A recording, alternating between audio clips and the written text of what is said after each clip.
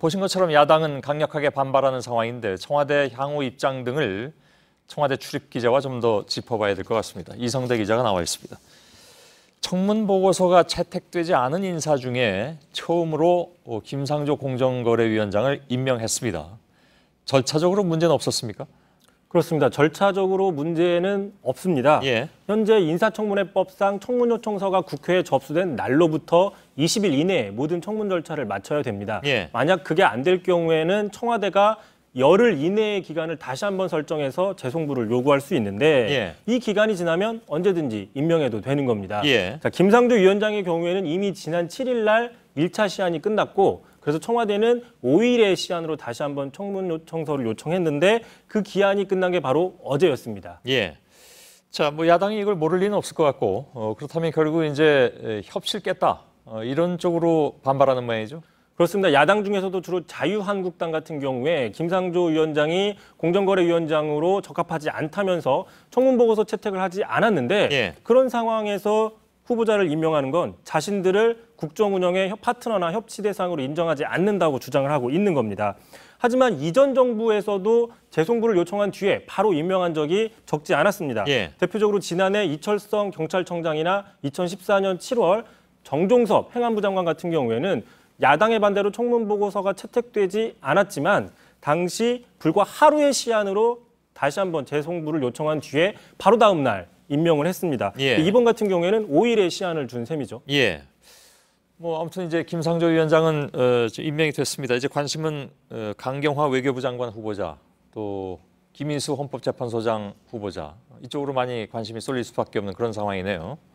그렇습니다. 오늘 청와대 고위 관계자 같은 경우에 일단 기한이 남았으니까 내일 한번 보자 이렇게 입장을 밝혔는데 예. 강 후보자의 인사청문회 절차가 모두 맞춰지는 그 20일의 기한이 끝나는 게 바로 내일입니다. 예. 그래서 청와대는 내일 다시 한번 10일 이내에서 두 번째로 재송부를 요청을 해야 되는데 결국 내일 며칠의 기한을 설정하는지가 관건입니다. 예. 만약에 그 기한이 짧으면 그만큼 청와대가 빨리 임명하겠다는 의지를 내비친 걸로 볼 수 있는데 제가 오늘 정무수석실 관계자와 통화를 해봤더니 그 재송부의 기한을 길지 않게 요청하겠다 이렇게 밝혔습니다. 예. 그러니까 김상조 위원장처럼 최대 5일 이내가 될 가능성이 있습니다. 예. 물론 아까 얘기한 대로 가장 길게는 열흘이지만 뭐 당연히 그렇게까지는 안 갈 테고 전 정부는 뭐 하루 만에 한 적도 있다면서요.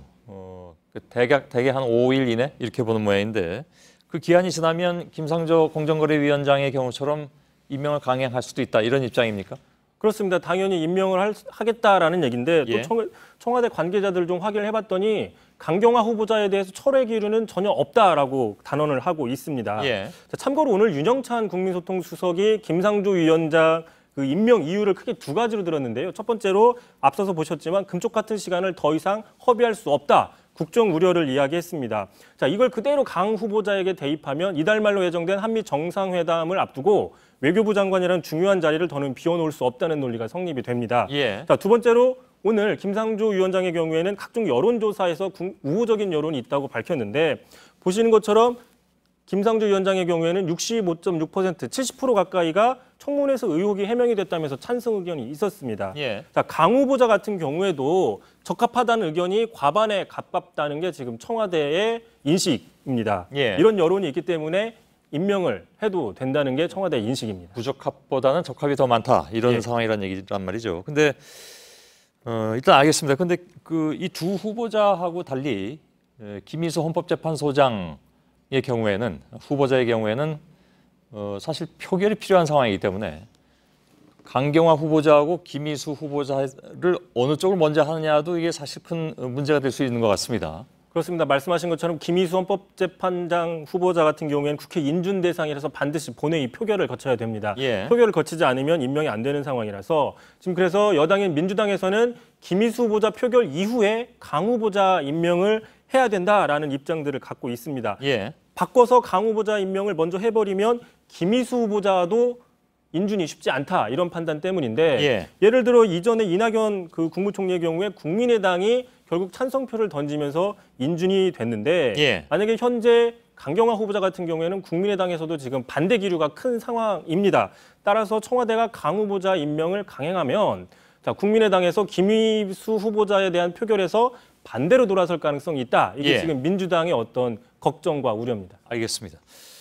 좀 더 지켜봐야 될 그런 상황이면 틀림이 없는 것 같습니다. 이성대 기자였습니다.